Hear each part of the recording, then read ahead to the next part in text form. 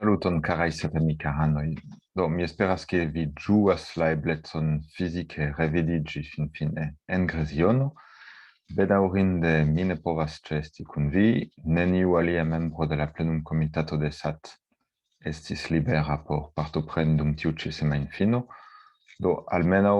mi preparis kelkajn bildojn por informi vin pri la situacio rilate al la venonta kongreso de SAT.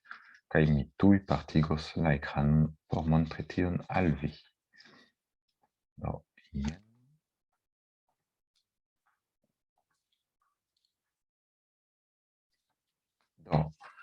La SAT-kongreso devis okazi ĉeeste en Moskvo,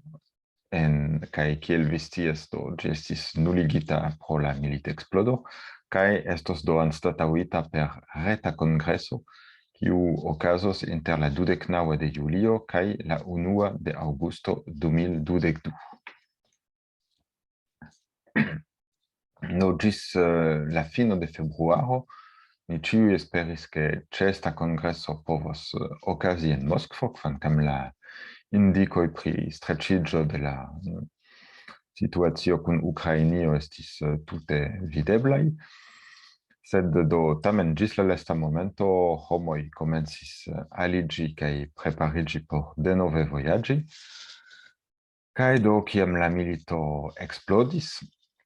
ni estis devigitaj nuligi la ĉeestan kongreson kaj krome la plenumkomitato de SAT kaj la organiza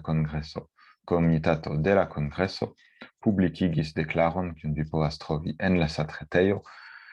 kie ni esprimis inter alie kondamnon de la agreso de la rusa registaro kaj subtenon al la kontraŭmilita movado en Rusio. Ankaŭ pro tiuj aferoj, ĉiuokaze ne estis eble renkontiĝi fizike pro interrompo de ĉiuj konektoj kun Rusio. Dume, ankaŭ kelkaj el ni estas okupitaj pro eksped-problemoj de senaciulo. Vi normale ricevis la numerojn 5, 6 kaj 7, 8 de la jaro 2021 kun grandega malfruo. Ni esperis ke jam nun vi havus en via leterkesto la numeron 90 plus senaceca revuo, sed antaŭ kelkaj tagoj la poŝto informis nin ke la nova sendo estis rifuzita, afero daŭre estas survoje, kaj kompreneble dum ni zorgas pri tio estas malpli da tempo por zorgi pri la kongreso.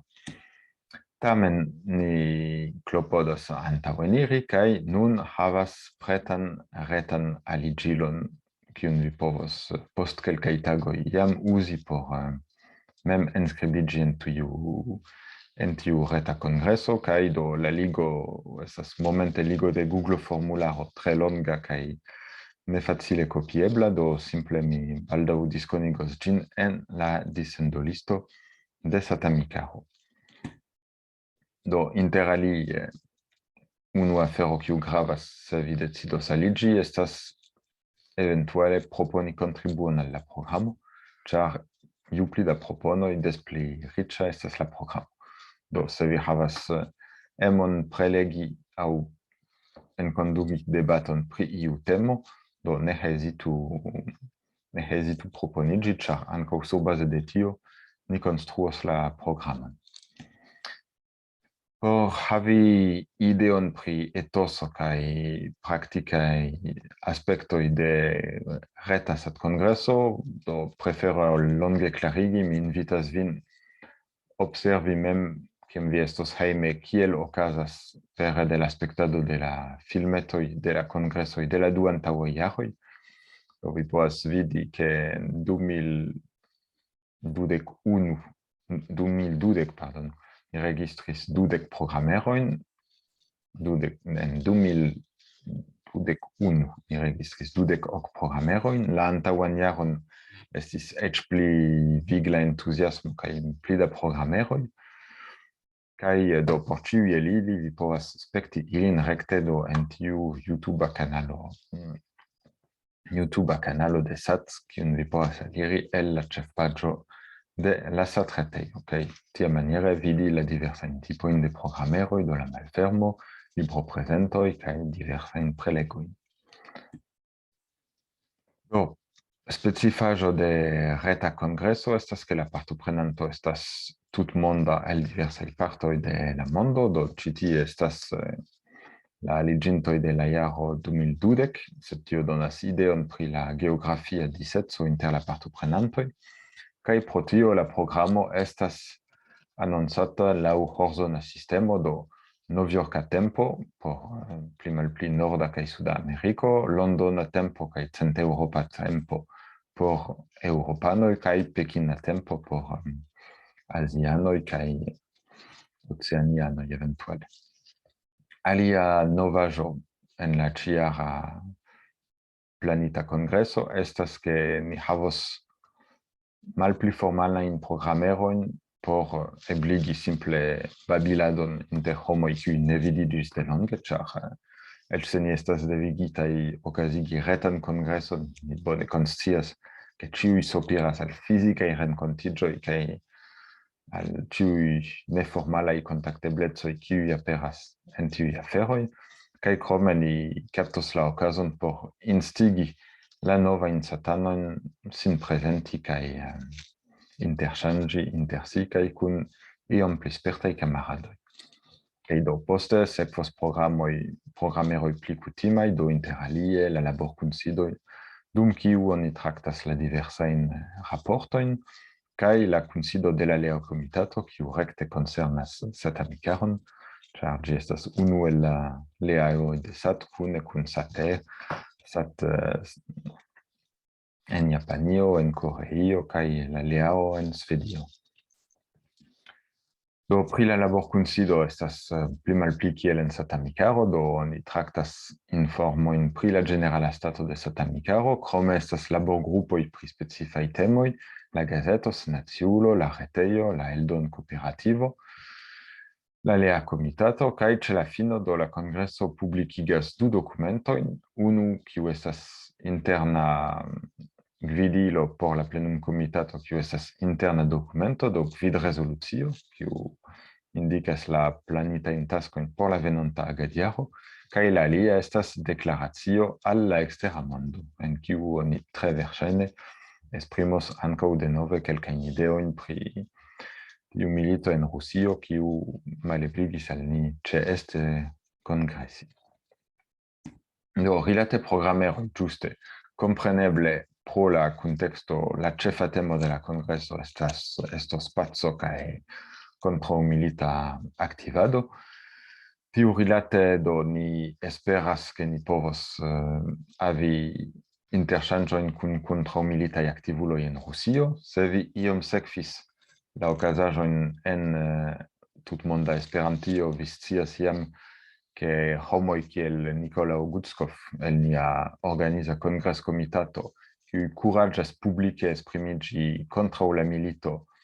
ricevas fortajn kritikojn eĉ de rusaj esperantistoj, kaj do kelkaj pro timo kaj premoj ricevitaj eble ne emos elpaŝi publike, sed do espereble tamen kelkaj ĉeestos, do Nikolao mem certe faros, ĉar mi kaptis tiun bildon en alia reta kunveno en kiu li tute malferme esprimis siajn ideojn pri la situacio,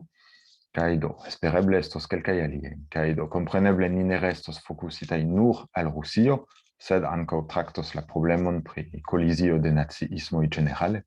ĉar do ankaŭ Nikolao substrekas en siaj intervenoj, ke naciismo ekzistas flanke de la ukrainiaj militantoj, ankaŭ evidente, eĉ se ili ĝuas apogon de NATO kaj de okcidentaj landoj. Do ni ankaŭ klopodos plivastigi la diskuton al traktado de temoj pri koloniaj militoj, do Ŝana proponis paroli pri la situacio de Portugalio kaj de ĝiaj rilatoj kun siaj eksaj kolonioj. Verŝajne ankaŭ ni havos ion pri la Alĝeria milito, inter alie, ĉar unu el la libroj kiuj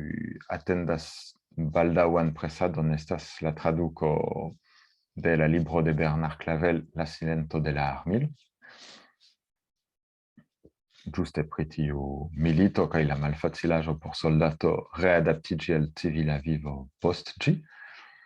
kai crome do en la tempo de la fisica congresso iam Nicolao comencis intertracti con diversai homoi inter alie Michaelo Bronstein pri artai programmeroi, do li planis concerton de li. Tu estos reta concerto ne estas certe, sed certe estos, verŝajne estos io de Michaelo, kaj inter alie mi captas la occasion por memorigi che lia libro Mistelo in Jungis al revado ricevis pasintjare lauron de la Academio, al kiu sat cetere finance contribuis por la premio, kaj en tiu ĉi libro fakte temas pri ĝuste situacio de la Esperanto-movado en la Sovetio de la jaroj 1917 ĝis 1937, kaj tio havas evidentajn reeĥojn en la nuna situacio. Ankaŭ estas iamaniere postsekvo de ĉio kio estis travivita en la sovetia periodo en Rusio kaj ankaŭ Ukrainio. Do mi ne faris diapozitivon pri tio, sed fine mi ankaŭ aldonas, ke kompreneble satanoj estas kuraĝigitaj ĉeeste renkontiĝi en ĉiuj aliaj Esperanto-aranĝoj, kiuj ili povos partopreni en la somero, do estos satkunveno kadre de la Universala Kongreso,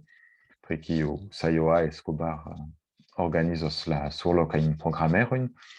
Ankaŭ en Slovakio ni ricevis inviton partopreni en ses, do ne eblis tiuokaze havi la satkongreson, sed tamen se iuj emas veturi al ses kaj renkontiĝi inter satanoj, tio estos tre bonvena, kaj eble estos ankaŭ distanca partopreno de aliaj satanoj ankaŭ en iuj programeroj pri pacoj tie, kaj ankaŭ niaj kamaradoj en Azio cerbumas pri renkontiĝo almenaŭ inter japanoj kaj koreoj por ankaŭ iomete fizike ĉeesti, do espereble el tiuj fizikaj renkontiĝoj ankaŭ aperos konkretaj proponoj por la kongresaj dokumentoj, kiujn oni povos poste findiskuti rete. Do jen ĉio pri la prezento. Mi dankas vin por via atentemo, pardonpetas pro la iom hasta prezento, kaj deziras al vi sukcesan finon de la Satamikara Kongreson, esperante ke ni baldaŭ ĉeeste vidiĝos ie kaj iam. Do ĝis